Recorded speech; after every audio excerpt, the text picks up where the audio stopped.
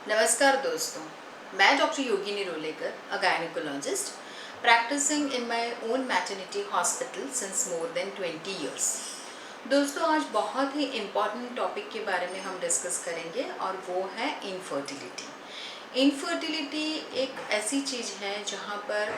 Couple जो husband wife रहते हैं वो अपने बच्चे के लिए या प्रेगनेंसी के लिए ट्राई करते हैं और उनको नसीब नहीं होता अपने बच्चे प्राप्त करने के लिए, तो उसे हम सादी भाषा में निसंतान भी कहते हैं और उसके बारे में हम आज जानेंगे। इनफर्टिलिटी जो रहती है उसको हम एक कपल को हम कैसे कह सकते हैं कि ये कपल इनफर्टाइल है। अगर एक कपल हस्बैंड वाइफ डिसाइड करता है कि हमको एक प्रेगनेंसी रखनी है और वो कंटिन्यूस 1 बरस तक ट्राई करेंगे विदाउट एनी कॉन्ट्रासेप्शन, मतलब कि वो ट्राई कर रहे हैं कि हमको बच्चा ये 1 साल में हो जाना चाहिए, और अगर वो उनको 1 साल में बच्चा नहीं हो रहा है तो उनको हम इनफर्टिलिटी कहते हैं, वो कपल को हम इनफर्टाइल कपल कहते हैं। और ये जो इनफर्टिलिटी जो रहती है उसको हम प्राइमरी एंड सेकेंडरी, मतलब कि प्राइमरी इनफर्टिलिटी मतलब ये एक ऐसी समस्या है कि पेशेंट कभी प्रेग्नेंट हुआ ही नहीं है, बहुत सारी कोशिशें की फिर भी नहीं हो रहा है, तो उसको हम प्राइमरी इनफर्टिलिटी कहते हैं। और सेकेंडरी इनफर्टिलिटी ये एक दूसरी चीज़ है जिसमें ऐसा रहता है कि हस्बैंड वाइफ यानी कि वाइफ एक बार प्रेग्नेंट हुई है, उनका अबॉर्शन हो चुका है या उनकी प्रीमैच्योर डिलीवरी होके बच्चा डेथ हो गया है, तो उसको हम सेकेंडरी इनफर्टिलिटी कहते हैं कि वो प्रेग्नेंट एक बार होने के बाद वो बहुत ट्राई कर रही है मगर फिर भी बच्चा नहीं रह रहा है, तो उसको हम सेकेंडरी इनफर्टिलिटी कहते हैं। अभी समस्या ये है कि जब कपल ट्राई कर रहा है बच्चे के लिए और उनको प्रेगनेंसी नहीं रह रही है, तो उनके क्या कारण हैं और वो कारण होगा तो उसका क्या इलाज है, वो कपल को क्या करना चाहिए, उसके बारे में आज हम जानेंगे। इनफर्टिलिटी के कारण बहुत सारे हैं, उसमें हस्बैंड का भी दोष हो सकता है, मतलब कि पुरुष में भी प्रॉब्लम हो सकता है और वाइफ में भी प्रॉब्लम हो सकता है। तो 30% ऐसे केस होते हैं कि जिसमें वाइफ में प्रॉब्लम होते हैं, 30% ऐसे केस होते हैं कि जिसके अंदर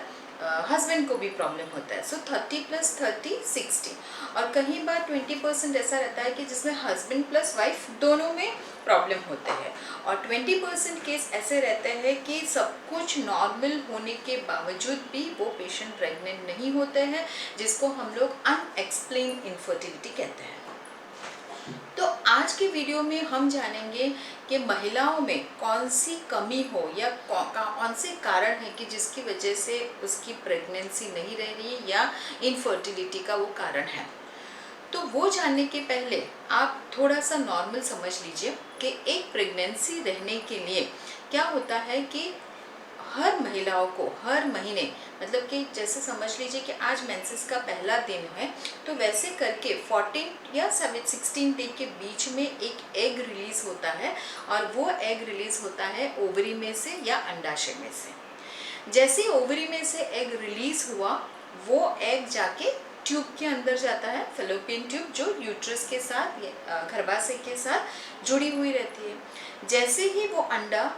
ट्यूब के अंदर उसकी एंट्री होती है और उस समय दरमियान वो महिला ने अगर रिलेशन रखा हो या संभोग रखा हो या सेक्सुअली एक्टिव हो, तो क्या होगा कि हस्बैंड का स्पर्म वो ट्यूब के अंदर जाएगा और अंडा और शुक्राणु वो दोनों का मिलन होके बच्चे बनने की जो प्रक्रिया होती है वो ट्यूब के अंदर होगी, और फिर धीरे धीरे 3-4 दिन के बाद जो भ्रूण रहता है वो 3-4 दिन के बाद जाके यूट्रस के अंदर, मतलब कि जो गर्भाशय रहती है उसकी दीवार में जाके चिपक जाएगा, और 9 महीने में बच्चा वहाँ पर डेवलप होगा और 9 महीने के बाद वो डिलीवर हो जाएगा। तो जब फीमेल इनफर्टिलिटी होती है यानी कि फीमेल में कुछ ऐसी चीज़ें हो कि जिसकी वजह से बच्चा नहीं हो सकता है, तो उसके बहुत सारे कारण हैं। तो मैं आपको पहला कारण बता देती हूँ कि कहीं ऐसा हो कि एग्स ही नहीं बन रहे हो।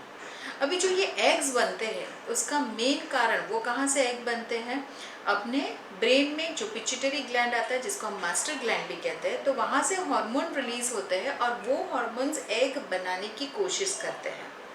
तो कभी कभार हार्मोन्स में गड़बड़ी हो तो एग्स नहीं बनेंगे।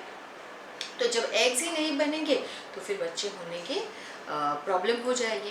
तो नंबर 1 होगा कि हार्मोनल प्रॉब्लम। सेकंड प्रॉब्लम होता है कि कभी किसी को थायराइड का प्रॉब्लम होता है, थायराइड ज़्यादा हो या थायराइड कम हो तो वो भी एग्स बनाने में प्रॉब्लम कर सकता है। नंबर 3 एक हार्मोन्स होता है प्रोलैक्टिन हार्मोन्स। वो प्रोलैक्टिन हार्मोन्स ज़्यादा होता है तभी भी एग बनाने में प्रॉब्लम आ जाती है, दिक्कत आ सकती है, तो तभी आपको वो प्रॉब्लम हो सकता है। चौथी प्रॉब्लम है एज।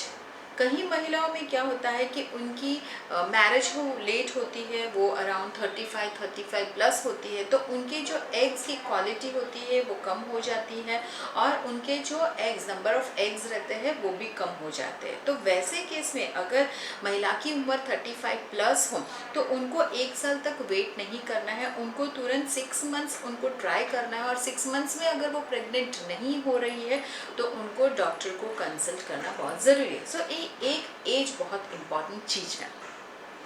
दूसरी इम्पॉर्टेंट चीज़ है कि अगर पेशेंट्स बहुत ओवरवेट है, जो ओवरवेट होगा तो वो भी अपना जो एग बनने की प्रक्रिया होती है उसमें प्रॉब्लम करता है, क्योंकि मोटे जितने होंगे उतने हार्मोन्स इम्बैलेंस हो जाते हैं और उसकी वजह से एग्स नहीं बनते। तो एक मोटापा भी बहुत इम्पॉर्टेंट चीज़ है। दूसरी एक इम्पॉर्टेंट चीज़ है कि पेशेंट की लाइफस्टाइल है, कहीं आप कुछ गड़बड़ी खाना तो बराबर नहीं खा रहे हैं, जैसे कि जो हेल्दी फूड होता है वो हेल्दी फूड ना खा के आप बाहर की चीज़ें ज़्यादा खा रहे हैं, आप फैट वाली चीज़ ज़्यादा खा रहे हैं, पिज़्ज़ा बर्गर ऐसी सब चीज़ें बाहर से खा रहे हैं, तो वो भी आपको हार्मोनल इम्बैलेंस करता है और वो हार्मोनल इम्बैलेंस से आपको जो एग्स बनने चाहिए वो एग्स अच्छे से बनते नहीं हैं, उसकी क्वालिटी अच्छे से बनती नहीं है, हार्मोनल डिस्टर्बेंस हो जाता है। तो ये तो रहा एग्स बनने की प्रक्रिया में कुछ गड़बड़ हो तो होता है। दूसरा ऐसा होता है कि जो ओवरीज रहती है वो ओवरीज में कभी कभी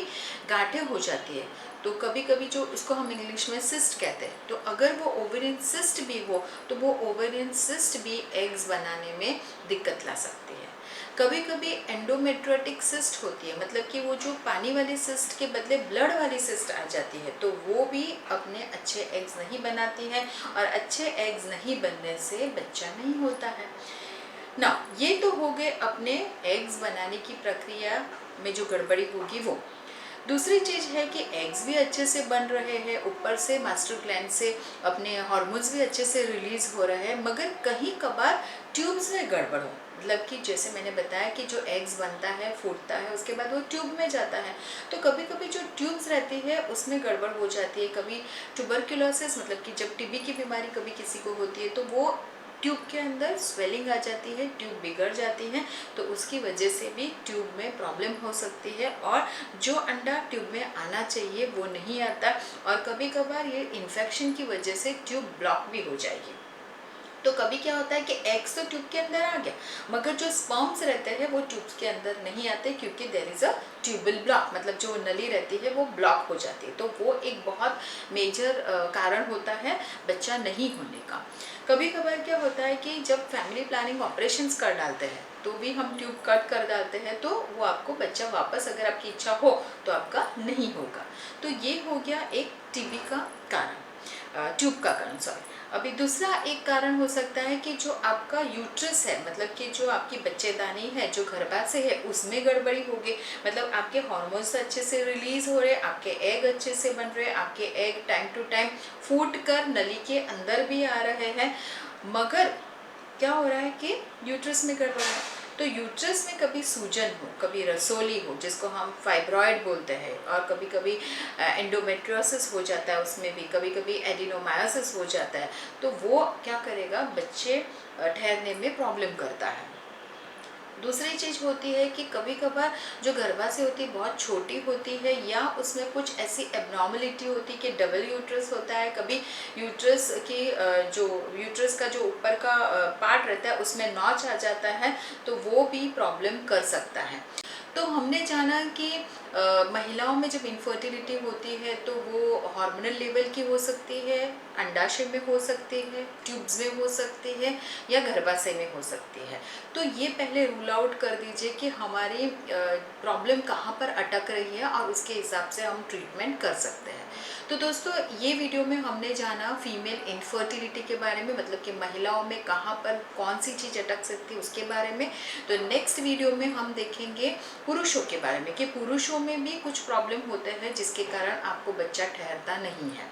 तो दूसरा वीडियो जो हम लेकर आएंगे वो उसके बारे में है। तो ये वीडियो को आप सब्सक्राइब कर दीजिए, मेरे चैनल को आप सब्सक्राइब कर दीजिए और आप बेल आइकॉन भी दबा दीजिए, तो आपको नेक्स्ट वीडियो अपलोड होगा तब आपको उसकी इंफॉर्मेशन मिलेगी। So thank you so much for listening. And अगर आपको कुछ प्रॉब्लम हो तो आप कमेंट बॉक्स में क्वेश्चन पूछ सकते हैं या हमको पर्सनल कॉल कर सकते हैं। Thank you so much.